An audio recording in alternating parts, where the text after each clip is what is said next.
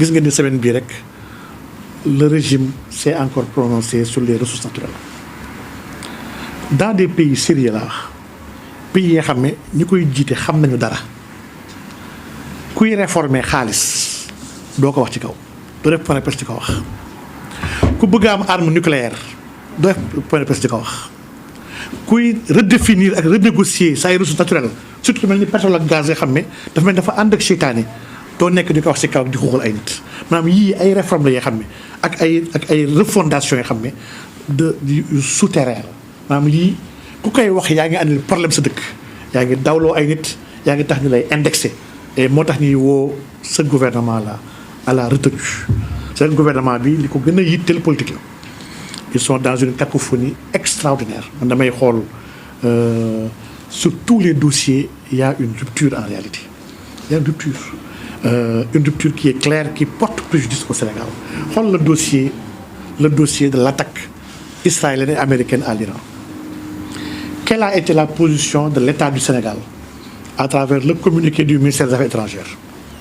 Quelle a été la parole du chef du gouvernement à l'hémicycle par rapport à ce même problème-là? ñaari position yi dafa ute lii aux yeux des experts des observateurs dañuy jàpp ni dafa am jiixi jaaxa bu ñuy am xamuñu sur quel pied danser avec le Sénégal ndax quand l'autorité suprême dit une chose l'autorité en second dit autre chose dafa mel ni ñoom ñaar d'accord ñu ci dara en réalité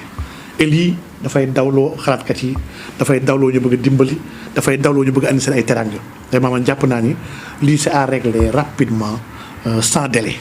gëm naa nag ni situation fi mu toll nii jàpp naa ni Sénégal su continuer sur cette lancée là ce régime là ne fera rien d'important dans ce pays rien on sera là à parler à se clasher à ku nekk di wax ci côté am kii di wax kii di tontu ñu nekk ci ay échéances électorales yi nga xam ne xaajul bay ñëw muy 2029 mais l'essentiel est là de souffrir mooy jafe-jafe askan bi mooy jàng bi mooy napp gi mooy bay gi mooy koom-koom gi mooy BTP bi maa ngi gis cimenterie Sénégal yi sax bind nañ communiqué di kaas et c'est normal des cimentiers yi nga xam ne ciment la ñuy jaay bu ñu arrêté BTP marché yu bëri yu état am ñu arrêté ko tabaxatuñ état ci moom tabaxul dara ne dafay def austérité dafay def une redressement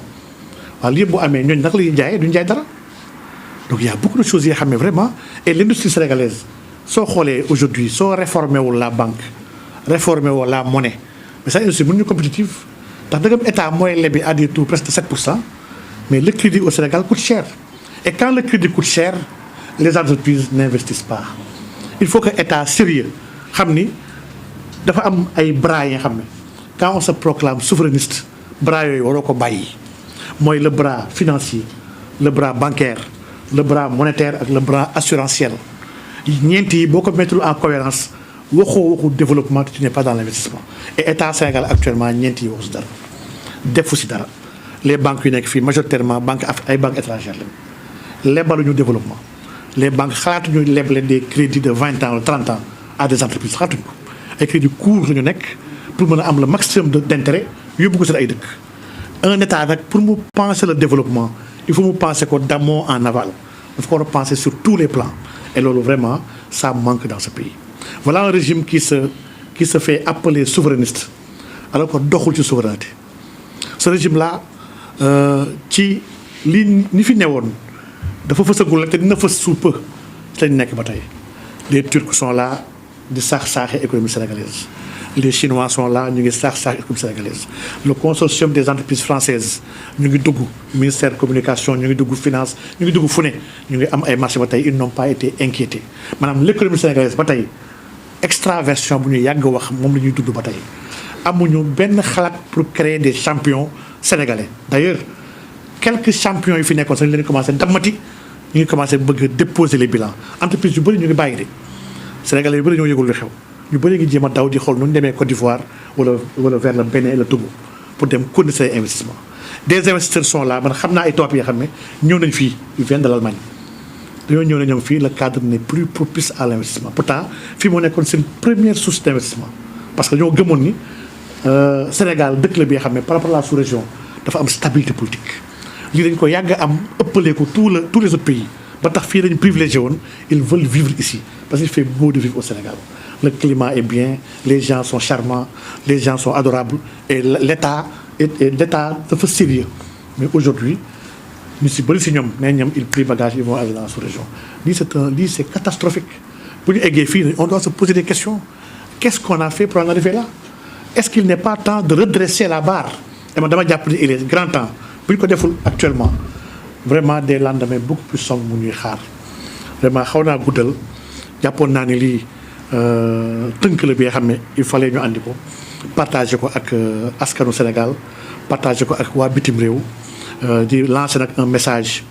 à toutes les forces vives de ce pays. Un message bi nga xam ne message yu jàmm la waaye message yu àndandoo sauver Sénégal la ndax il est temps de sauver ce pays.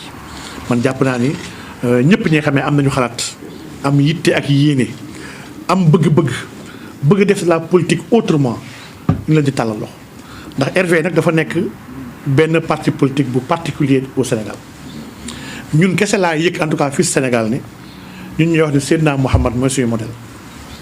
C'est le seul parti bu ko fi wax Sénégal ñun ñooy seul parti bi nga xam ne ñoo diggee te loolu engagement la si ñun que ñun la cohérence économique bu ñu jotoon nguur gi dañ koy matal.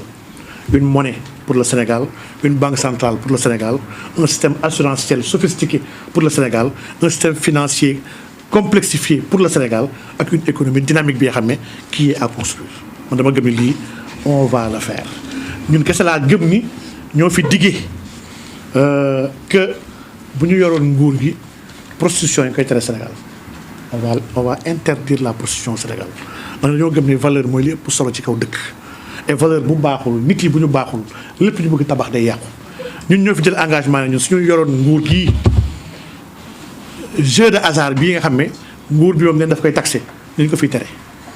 ndax jeu de hasard dimbaliwul askan vers le développement. Une population jeune on doit l'occuper, on doit l'instruire, on doit la former, on doit la faire prendre ses responsabilités waruñu ko bàyyi mu nekk dans l'aléatoire ak di tenter chance. Donc ñun la prostitution, le jeu de hasard, l'alcool dañ ci am position bu claire dañu dañ koy dindi Sénégal. Ñun tamit laa yëg tamit fii Sénégal ñun dañoo gëm ni peine de mort dafa la ñaar Sénégal. Il y a une partie yëpp ils en parlent pas. Ñun dañoo jël engagement ci homosexualité dañ koy criminaliser. Donc ñun vraiment il y a un débat de valeur bi nga xam ne et lii laay woowee suñu kilifa diine yi. Dama gëm ni kilifa diine yi am na ñu bëri ñi nga xam ne góorgóorlu nañ pour jaxase ñu ak ñoom waaye ñun ñooy seen ay dëgg-dëgg taalibe ñun kese ñoo fi am un message bi nga xam ne li ñu bëgg ñoom ci diine li ñu bëgg ko ci valeur bëgg ko ci mbaax ñun kese ñoo taxaw pare nañu mën nañ ko doxal Sénégal. Donc ñu ngi ciy woo Sénégalais yëpp toutes les personnes épris de valeur épris de justice désireux de voir un Sénégal souverain. Li tax sànq ma ne régime bi il n'est pas souverainiste. Il est impossible pour un pays buy woote souverainiste sans une doctrine de souveraineté sans avoir identifié un périmètre de souveraineté. Dans des pays yi nga xam ne chaque fois mu tudd ku mel ni Éthiopie ak beneen d'autres pays